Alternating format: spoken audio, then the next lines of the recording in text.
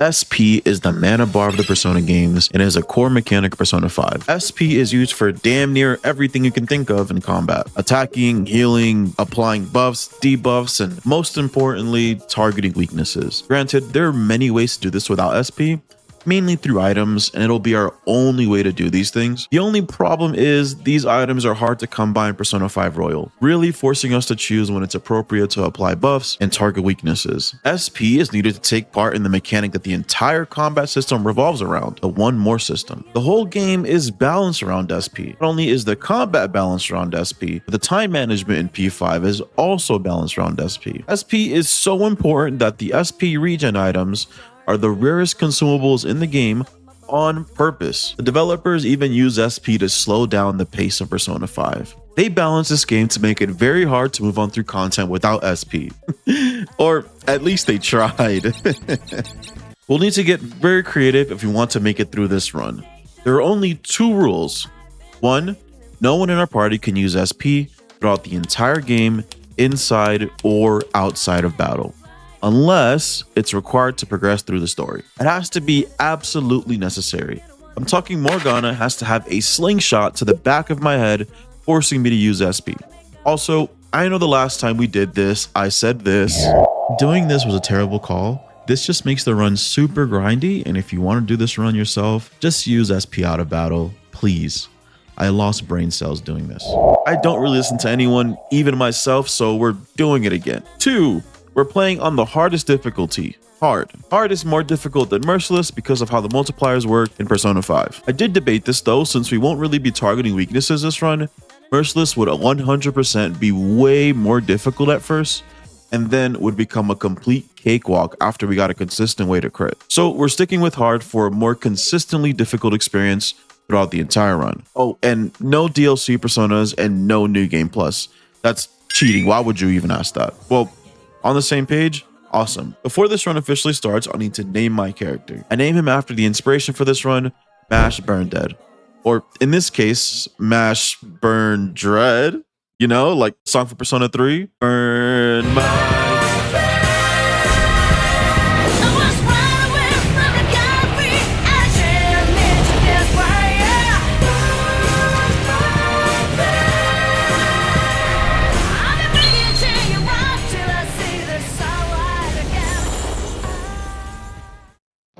After getting to know some of the cast, Ryuji and I walk into some weird sex dungeon and I awaken my persona. Now that we can actually participate in combat, what's the plan? No SP, how are we going to kill anything? First, we need to address the Ganesha in the room, the one more system. This is the core of the Persona game's combat. The whole game is balanced around it. If you hit a weakness, you trigger one more, giving you an additional turn to act in combat. Enemies can also trigger one more the same way. To target weaknesses, you'll usually need SP to use a skill with an element attached to it. We obviously will not be doing this. We'll need to rely only on physical attacks. We're likely going to have a physical skill build. You'll usually want to pair physical attacks with status ailments to get technical hits. Technical hits also trigger one more. This allows physical attacks to more consistently trigger one mores. But, and this is a big but, you need SP to play status ailments. This means no technicals for us right now. The last way to get a one more is a critical hit. This is rare, obviously, and is all we have for now. Thankfully, we have at least 3 ways to do damage: pistols, melee attacks, and physical skills. Physical skills are the most powerful and use HP instead of SP, so it's 100% allowed for this run. Shortly after we scare the shit out of Kamoshida, Morgana wastes his time showing me how to target weaknesses. It's not happening, bro. Because Joker, Mash, will not waste his time on stupid, pointless shit like the core mechanics of this game. Instead, we'll be slapping every enemy in this tutorial with our base attack until they die. You know, I don't know why I used to hate Morgana so much. He's not that bad. Honestly, he's just trying to help. Wait, where'd my attack button go? You, Morgana. I was joking earlier about how Morgana would need to have a slingshot to the back of my head to make me use SP, and he actually fucking did it. I have no choice here but to use SP. Thankfully, this is the last time this happens, and after more tutorial, we run into our first problem in the run, the guard captain.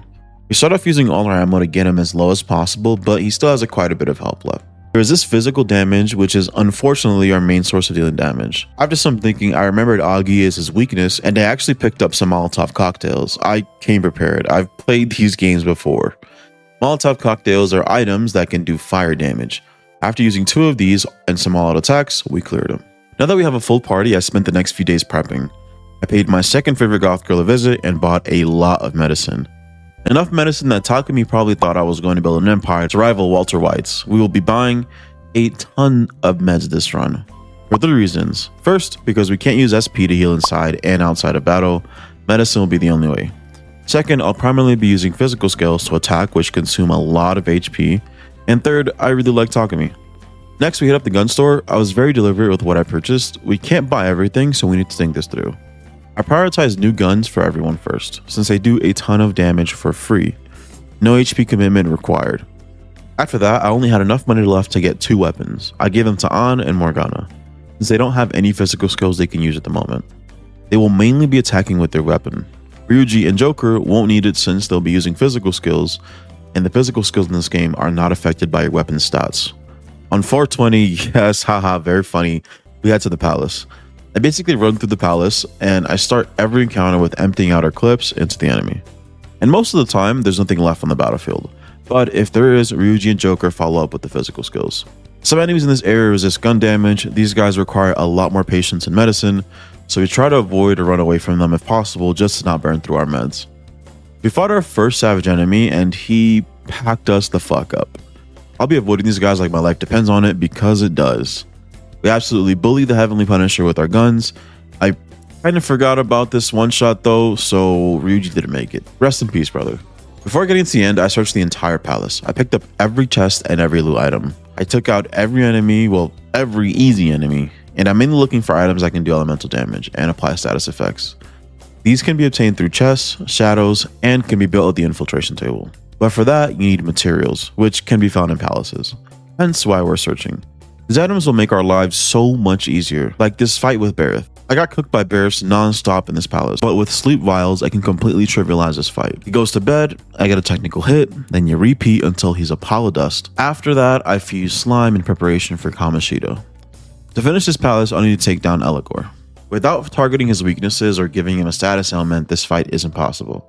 I could sit here for 9 hours and overlevel, but instead, I got a few stun guns that I use on Eligor to weaken him and take him out. The next day, we return to the palace to take on Kamoshida. I haven't played P5 in so long that I forgot about his one shot and he wipes my party. The second time around, I play around the one shot. I don't commit any resources for the first 3 turns of this fight, because on the 3rd turn, he'll drink from his chalice and return to full HP. Then at this point, I use all my ammo and start using my HP to destroy the chalice. I targeted Shiho to get rid of his one shot attack and sent Morgana to take his crown. Afterwards, he starts to take a ton of damage and we slaughter the disgusting pig that is Kamoshida. On my time off, I work on my social links. I start with my favorite homie, Ryuji Crash Out Sakamoto. He's going to be our main damage dealer. He has the most physical skills out of all the party members, so he'll always be in our party. There are a total of 23 social links. I'm not maxing out all the social links. I have a very select few that I think will help us the most. We'll go over them as we get to them. Also, I spend nearly every night doing something I've never done in this game before, training. Training increases your max HP each time you do it. This isn't as helpful as it sounds, since physical skills don't have a set amount of HP they use. Instead, they use a percentage of your HP. I'll be still losing a lot of HP using physical skills. But more HP is never bad. Plus, I thought it would be funny for Mash to spend every night training. Fits very well. I wonder if we could hit max HP before the end of this playthrough. Guess we'll have to see. We get through most of Madarame's palace unscathed, until I'm gently reminded that Shikioji exists. He nullifies physical and gun damage, so we have no way to damage him besides our elemental items. Right now, the fight is optional, but I'm pretty sure we have to fight him before the end of the palace. So I looked up how much HP he has. It's 738, and our elemental items only do 50 damage. This means we'll just need 15 elemental items to defeat him. I grinded mementos and crafted a ton of items and returned to the palace a few days later, only to realize he isn't a mandatory battle. Maybe they changed this to Royal, or I could just be remembering wrong. Either way, it's fine. We'll need these items at some point anyways. None of the enemies or mini-bosses posed any problems for us until we got to Madarame. He was actually quite tricky to deal with. The first phase was pretty straightforward. I spammed Rampage to take out the top 3 paintings. I used Rampage only since the bottom painting absorbs all physical attacks. That way, we weren't accidentally healing the bottom painting. Its ability to absorb physical attacks would have been a huge problem, but thankfully, we have 20 plus Molotov cocktails in our inventory labeled, save for Shikioji. And the Shikioji fight never came, so We use them to progress to the next phase. Madarame summons 4 elemental versions of himself who each have a weakness. Thankfully, they are all elemental weaknesses, so I use my elemental items to target the weaknesses and pass around the baton around the whole team until it got to Yusuke. Then, Yusuke being super powered up used whatever weak-ass version of Warp Blade this is. Then, we rinse and repeat. All of the Madarames, except the real one, resist physical. It's okay though, we'll take them out eventually. But before we could do that, Madarame nearly wipes my entire party after triggering a very long sequence of 1-mores. This forced me to res everyone continuously until Madarame started screwing up his shadow clones of himself, giving me some breathing room to finally defeat him. Now that we have some more free time, let's talk about the priorities for the use of that time. Aside from social stats, here's priority number 1, getting a ton of items. We'll be grinding mementos pretty often to get more elemental and status effect items. Jose, the world's cutest boy, sells dizzy vials and sleep vials. This is the most consistent way to get these, so we'll be grabbing as much as we can. He sells other items we need like buff and debuff items, but he sells them on a rotation, so there's no guarantee we'll get what we want when we go to mementos. On top of that, 1 item costs 70 flowers, just 1 item. So our items will be very hard to come by this run. Jose is unfortunately the most consistent way to get these items. We'll also be crafting a ton of items in LeBlanc. The only items you can really craft in LeBlanc are the elemental items that we can use to target weaknesses. The second priority is social links. I'm convinced I don't really need all of them. There are 23 total. I'm just going to focus on the few that will give us the most value. First, the party members we'll use this run. They'll likely be Ryuji, Yusuke, and Makoto. Then we need Takumi Max for the best healing items, EY to make our gun stronger, and Oda for the same reasons. We need Hifumi and Kasumi for moves that can save us in a pinch, and Maruki so I can experience the true ending. Kawakami, the fortune teller for better time management, and that's the most important ones I think. I'm sure I'm missing one. Everyone else though can kick rocks. And the last priority is training to see how high we can get our HP, because why the fuck not? We can get away with this because Persona 5 Royal's time management is super lenient. You can get social stat points from a ton of stuff that don't pass time, like confidants, crosswords, books, etc. The next palace is a bank, and it was a grueling experience. It took forever to kill anything in the entire bank. It felt like everything in the bank resisted physical attacks and gun attacks. Some enemies even straight up nullified gun damage. I swear to God, every enemy in this bank was just terrible to deal with. You know what? I can probably verify this. Give me a sec. Okay, well, here's a list of all the enemies in the bank. Apparently, only 4 of the 12 enemies resisted physical. Maybe I just got bad RNG and got all the same enemies, or maybe it's just confirmation bias. Regardless, we ate through a lot of heals because of this. I'd also like to point out the fact that I'm only now just realizing recruiting shadows is hard with no SP. There's a lot of physical attackers in this palace and I want them all, but I can't trigger holdups consistently. I have to get them low and just pray to God they surrender. All the bosses go exactly the same as the enemies. They resist physical, so I just sit there for 10 minutes whittling down their health. Until about halfway through the palace, I made an Oni with the striking weight trait. This boosts physical attacks by 20%. Plus, I got lucky with the fusion alarm, so he has Rising Slash, a heavy physical skill. This hits really hard this early on. Fighting Kaneshiro was interesting. He has a bodyguard that will tank damage for him who, surprise surprise, resists physical, just like every other goddamn enemy in this palace. This is the Justice and Chariot fight from Persona 3 all over again. But instead of it just being one boss that resists physical, it's the entire fucking palace and every single enemy in it. The bodyguard has a ginormous health pool. You can put the guard to sleep so you can focus Kaneshiro. But I spent hours grinding mementos to just have a few sleep vials. And with how much damage I'm doing, I'm pretty sure I'm going to run out long before I can kill Kaneshiro. Then I made a realization. Most of Kaneshiro's attacks right now are physical attacks.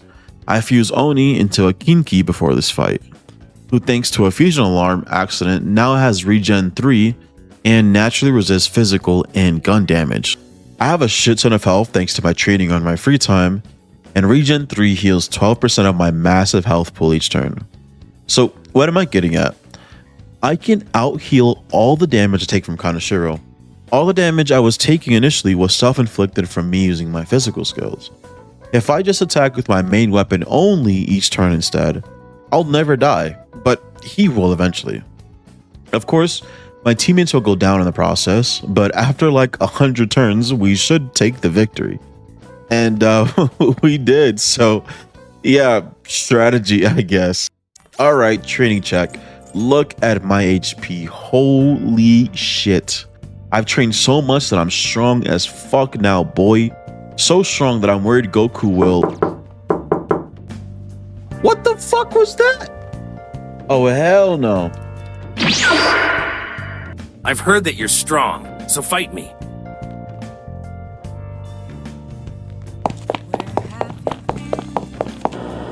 I'm running out of materials, money, and items. The items are crucial to target weaknesses. We have no other way to target them besides this. I decided to just bite the bullet and spend more time in mementos. I'll need the materials for the elemental items, but I'm sure it'll be required for the Pyramid Palace. I'll grind to the bottommost section of mementos. My goal was to do 10 full runs, but I just kind of went up and down until I couldn't anymore. I also unlocked Ryuji's skill that lets you insta-KO enemies. I haven't played this far into Royal yet, so I had no idea just how busted this ability is now. It gives you XP, money, items, and personas. It's actually insane. This allowed me to catch up on my persona compendium. Here's the final haul of what I got. It's pretty decent because I put all my stamps into getting 11x items in mementos. I got max stack of some items and barely any of the other items. I'm guessing it's because I kept running the same area of mementos over and over again. I have all the materials now, but I actually still have to spend the time making the elemental items. I took a look at all the mini bosses in the pyramid and here it is. Are you noticing a trend? All mini bosses but one are all weak to wind. Thankfully, I have a shit ton of materials for air cannons and spent the next couple nights making them. Then when I went into the pyramid, it was a breeze, no pun intended. I was on par with the enemy's level from grinding mementos, so I just did all the puzzles and ran straight to the mini bosses. Used all my air cannons to trigger one more, got all out attacks and just destroyed them. Nothing noteworthy really happened, except this guy kept turning me into a mouse, but it didn't really matter since anyone on the team can use air cannons and he made the grave mistake of interrupting Yusuke and Ryuji during their dinner. It's showtime! I'm starving. Allow me. Oh Some yeah! sauce, a touch of red. Bon appetit. Oh man, just what I want! Get out of my face! Chew on this! Change, right? Holy crap, this is good! The final boss of the dungeon flies around and can only be targeted by long-range attacks. Basically anything that's not a physical attack. This is a problem. All of our damage is physical. The only option we have are using our guns and elemental items. The guns have finite ammo, so this only works for turn 1. The elemental items only do 50 damage and would be wasted here. To get around this, I gave Kinky a gun skill, so we at least have something we can use. No one can participate in the fight besides Joker because of this. They either have to guard or just heal us up. This was the worst part of the fight and it took a while, but eventually she'll land and the whole team can attack until she dies. We take a few weeks off from hunting shadows to go to the beach and take a trip to Hawaii, but not really because I was doing a lot of mementos during my downtime to prep for the Spaceship Palace. Kumara's Palace was fucking stressful. First off, every single mandatory mini-boss in this area resists physical, and there's a lot of them. Thankfully, they don't resist gun damage, so I try to make a persona that deals good gun damage. I unlocked special treatment recently. This allows me to, and I'm quoting this directly from the game, this allows you to pay a lot of money to create personas of a higher level. They were not joking about it being a lot of money. I tried to either make a White Rider or a Seth for the gun damage, but ran out of money long before I got close. I did end up making a good buff setter though. He has auto skills, and as long as I turn off persona memory in the settings, he'll always be my first persona out. Then I can switch to Kinky to do damage. Kinky does have one gun attack that'll just have to work for now. I also subbed out Makoto for Haru just for this palace. Makoto had the lowest strength stat, and Haru is our only companion with a gun attack. The other reason this palace was stressful is because never ever in any of my Persona 5 playthroughs have I ever been worried about being thrown out of a palace until now. I was constantly on edge. Well, apparently you can't be thrown out of palaces in Royal, but I didn't know this at the time, so I was still stressed. The whole palace is littered with Arabakis. They completely repel physical and gun attacks. Our only option is to use our precious elemental items or run. If we run, the palace alert level goes up. And I thought at the time that would get me kicked out of the palace. This doesn't happen, but it does make fights much more difficult. You'll get 3 waves of enemies back to back in every encounter if the alert level is too high. Even though they're littered all around the palace, the whole beginning area is filled with only Arabakis. This set us up to have a bad time with the rest of the palace.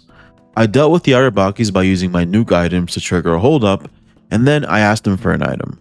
This let me clear these encounters without raising the alarm, and by only using 2 items. Now back to the mini bosses. There's a leader and 2 minions. They all resist physical attacks and have 1 weakness each. They don't resist gun damage, so I try to take them out with just Haru and Joker's gun attacks, while Yusuke and Ryuji try to do some damage with their physical attacks. This isn't like the Bank Palace though. We can't just keep attacking and eventually win. The 2 minions on the side will heal everyone's full HP. Killing them just results in them being replaced with 2 other minions who'll do the exact same. Focusing the one in the middle is a waste of time. He'll just get healed up by his minions.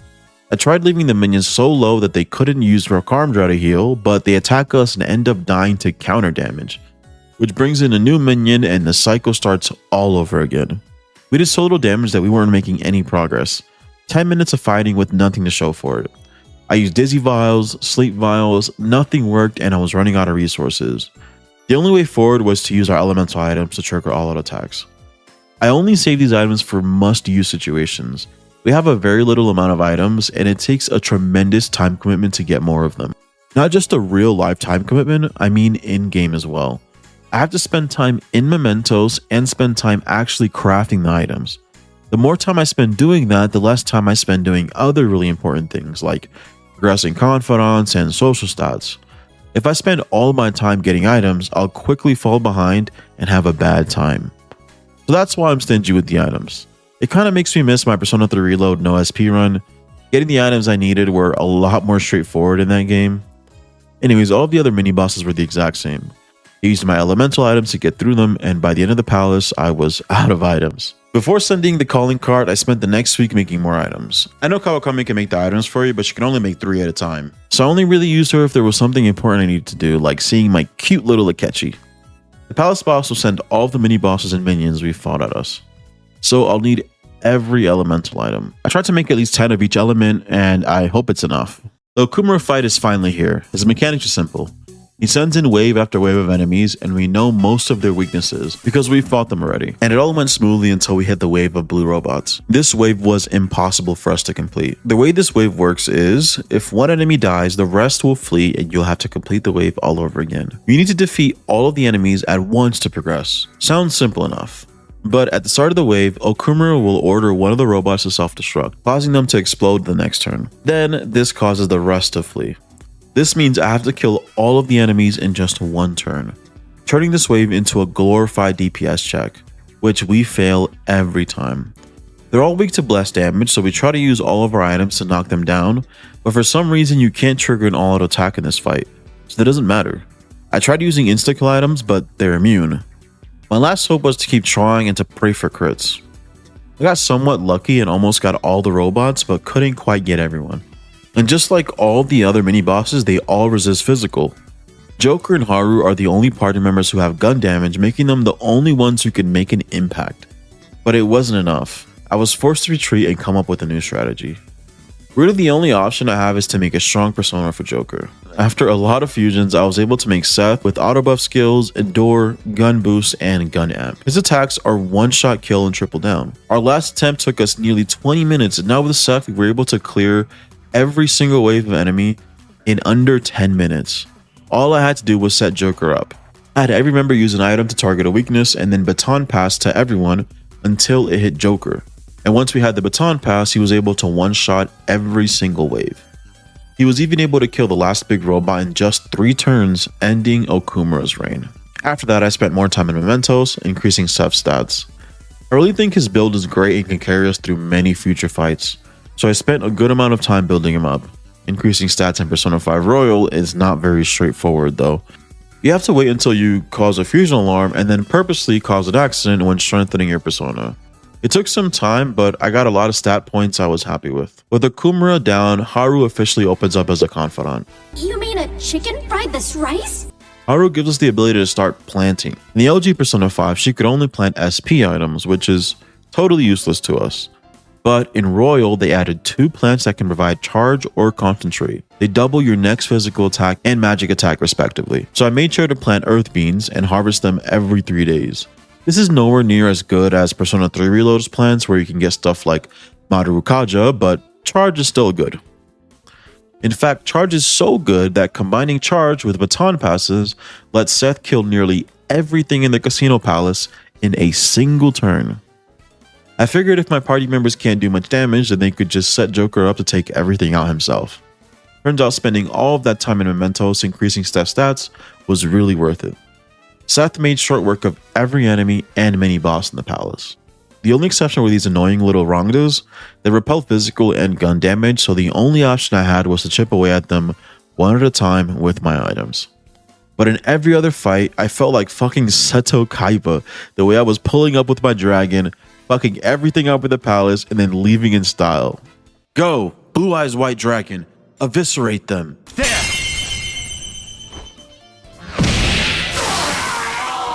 With the palace done, I took some time to max some social links before sending the calling card. And Akechi has to be one of the coldest social links in the Persona games. He is the only social link in any game to invite you to hang out to just run a fade. And Joker is just as cold because he fucking accepts and gives him his fade. And no, I don't want to hear none of you say, oh, Yosuke from Persona 4. That doesn't count. These two were actually using their personas, having a battle to the near death. Until now, I thought Akihiko and Makoto giving a whole group the ones was as tough as Persona characters got. If you think there's a colder social link moment or MC moment in the Persona games that I missed, put it in the comments. I gotta see more shit like this. On the 17th, we take on Sai Nijima. Her first phase is a gambling session, where she rigs the game in her favor, just like the rest of the palace.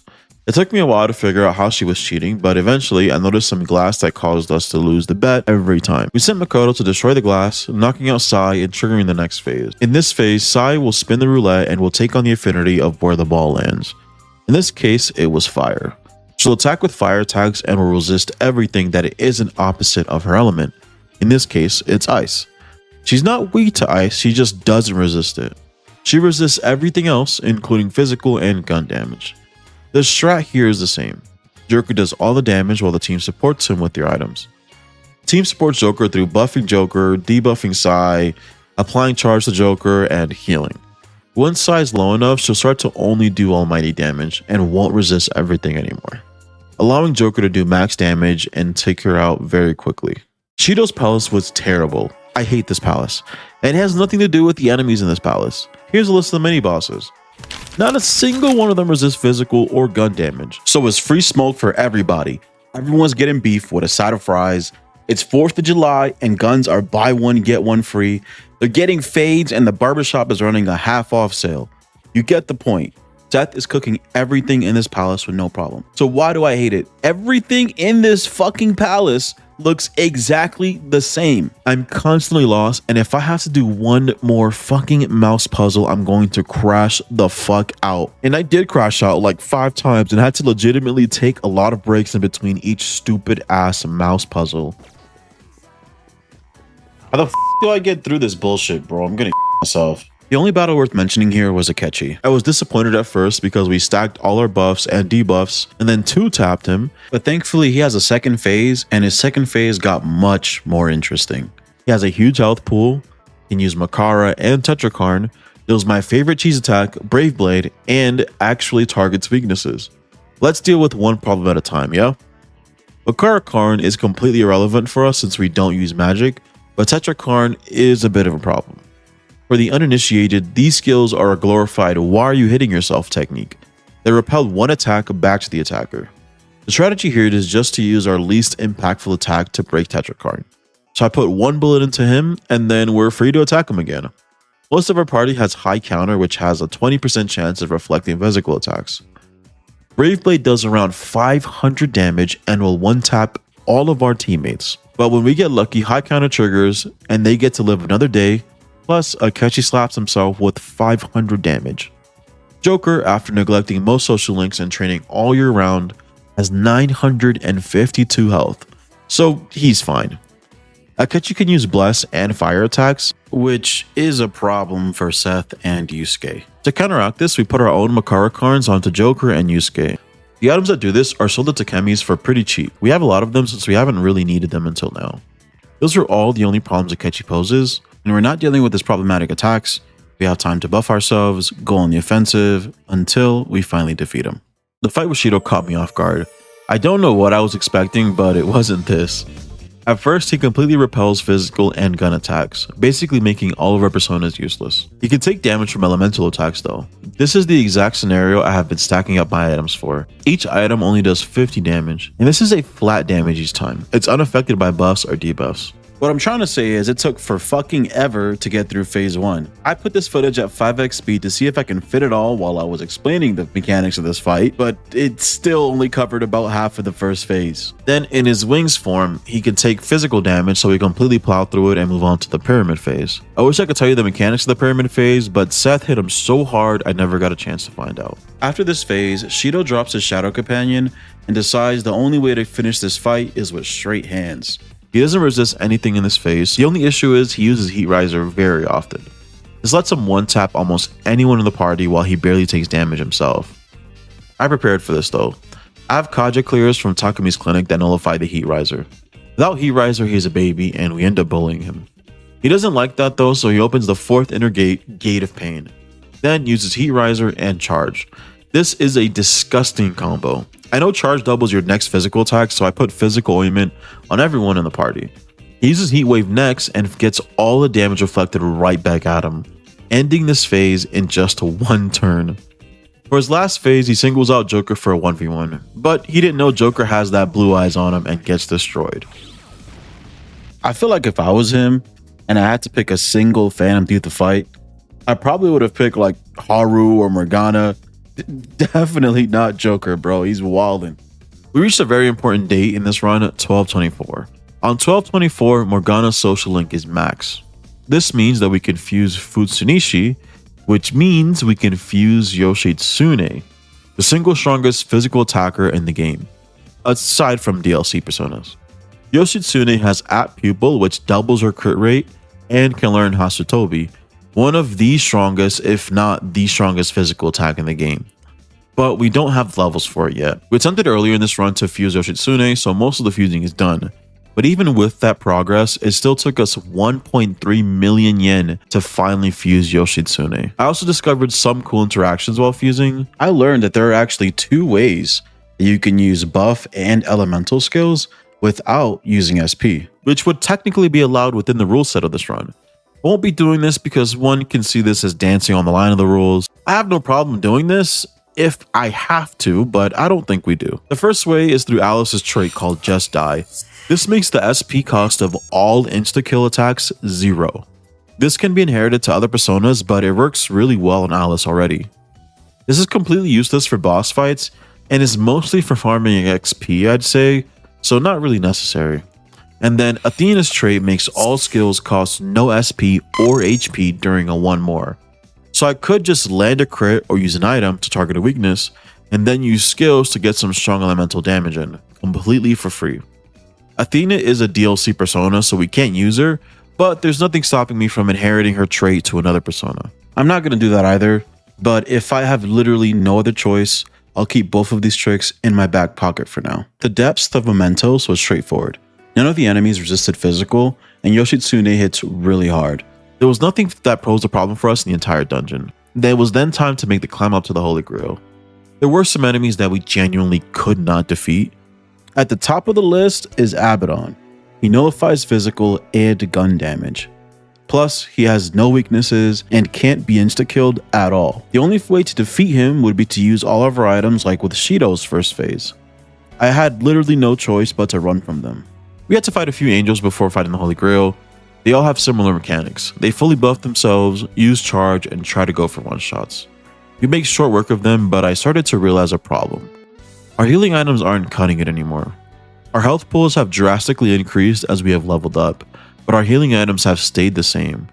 The most heals we can do at a time is 200 for all party members. Most enemies are doing double that in damage at this point in the game. I do have Somas and bead chains, but these are rare to come by and can't be bought in Takemi's clinic. Keeping everyone healed up is starting to get very difficult. The best thing I can buy is Revive All, which revives all party members at once, This is our strongest healing item we can purchase, but they cost 250,000 yen each. We have to use them sparingly.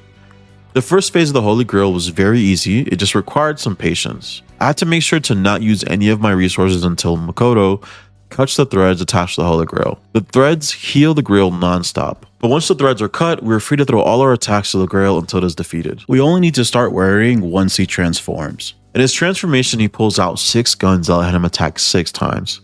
They all have different attacks and weaknesses, and the more of them that are up at once, the more likely we are to lose. The key here is keeping the amount of arms alive down to a minimum. The problem is some of the arms nullify physical and gun damage, so we can never really have all of the arms defeated at once. This led to us taking a lot of damage and having to res our teammates non-stop. It takes 4 uses of our healing items to get the team to full HP, so everyone in the party has to use a turn healing the team up, which means we've hit a stalemate. I could never attack since my team is always at risk of death unless I use all my turns to heal up. If I stop healing and attack instead, the whole team will die. I repeated the cycle again and again until I found an answer. I can have the entire team heal and buff Joker while Joker does all the damage. Joker is immune to most of the enemy's attacks and hits the hardest on the team. But now that only 3 of the party members are healing, every 4th turn or so, everyone will be wiped out, not including Joker, thanks to his massive health pool. On this turn, Joker will use a revival and continue the cycle. Thankfully, Futaba buffed the team a ton, so we don't really have to do it manually. I just made sure to use Earth Beams that give Joker charge. After 20 minutes of this, we finally beat Yaldabaoth. With Yaldabaoth taking an eternal slumber, it's time for the final palace and final boss, Dr. Maruki. In this palace, Akechi and Sumire officially joined the team. They're both very strong. Sumire in particular has Apt Pupil, so she is a crit machine, while Akechi has some of the strongest gun attacks on the team. We'll be using them alongside with Ryuji and Yusuke. As far as the actual enemies and bosses in the palace, many of them did completely nullify physical and gun attacks, making it impossible to defeat them. Or so I thought initially. I noticed that all of these enemies that nullify physical are not immune to ice attacks, so I can freeze them with an item and then attack normally. For some reason, freezing them gets rid of their immunity completely. This technique worked for pretty much every boss. I have tons of freeze sprays from all the time I spent making infiltration tools, and I finally have a good use for them. Once I hit the first roadblock in the palace, I spent time making Earth Beams, maxing Sumire's Confidant, and getting everyone's Third Awakening. Most of these are unfortunately useless to us. For every social link that I've progressed, the Awakening gave them all very strong buff moves like a full party Heat Riser or a full party Charge that we can't even use. It kinda sucks. To continue Maruki's palace, we need to get to the top of Mementos again. I don't know why the developers decided adding more Mementos was a good idea, and to even make it mandatory on top of that is insane. But I took the opportunity to get more XP, more items, and to strengthen my Yoshitsune. We were able to get back to the palace, and the freeze spray strat kept working until we reached Siegfried. I guess we do have to fight Goku after all. Siegfried is the only thing standing between me and Maruki's treasure. He nullifies physical, but resists gun damage. The freeze spray strat doesn't work here. He can't be frozen. We can, however, paralyze him with a stun gun. This isn't as good as freezing though, since this doesn't bypass his null physical. So we have no choice but to use gun damage to get attacks in. I unfortunately somewhere along the way lost my Blue Eyes White Dragon. I must have fused Seth to something else, and I've been training him up this entire time. He must have been like level 80 or something. I also forgot to register him, so no more Seth for the rest of this run. Akechi has the strongest gun attack on the team, so he did all the damage and single-handedly defeated Siegfried. And finally, it's actually time to fight Maruki. Maruki has his persona protecting him for the majority of the fight, and then his persona is protected by his tendrils. Bro is double wrapped up. To even do damage to Maruki, I have to defeat all the tendrils, then damage the persona until the persona is down to finally be able to damage Maruki directly. It sounds simple enough, but the reality was different. I found the best attacks to take out the tendrils were Hasatobi and Riot Gun. So Joker and Akechi will mainly deal damage, while everyone else uses Earth Beams for charge and healing up. We have the same issue we had with Yaldabaoth, and that's our really low healing output. Our healing items are so bad that we legit had to swap out down party members and shuffle them around until ultimate support triggered. This is a move Futaba will do that can resurrect the whole party to full HP. There's so many mechanics in this fight that it just doesn't make sense to go over all of them. There's rounds where you can't heal, there's rounds where you can't use items, there are rounds where you can't baton pass. and there's all kinds of status effects being thrown at us. It's a lot, but the main strategy was to make sure Joker was always alive. This was easy since Yoshitsune nullifies the one-shot attacks that Maruki has. We attack as much as we can and then wait until the party was completely down before healing them. This is because Revive All is our strongest healing item in terms of straight healing output. It heals 50% of their health, which is way more than 200. This minimized the time we spent healing and maximized the time I spent attacking. If I can't res the team, I just have to stall long enough until I see an opening or Futaba blesses us with a team res. The fight lasted so long that I used up all my healing items and got to the point where I had no choice but to hope for Futaba to come in clutch. And she does this just at the last second, giving us a full team res and turning the tide so that we can win the fight. I was a bit scared of the next phase. I thought I wouldn't be able to get through it since I'm all out of good healing items. I decided to stall to get information on his mechanics. I pulled out my tankiest persona and just watched, and surprisingly, there really aren't any. He has 2 one-shots and he has damage reduction. The damage reduction was nothing compared to his last phase though. Asutobi was hitting Maruki for 1 damage until his tendrils were dealt with.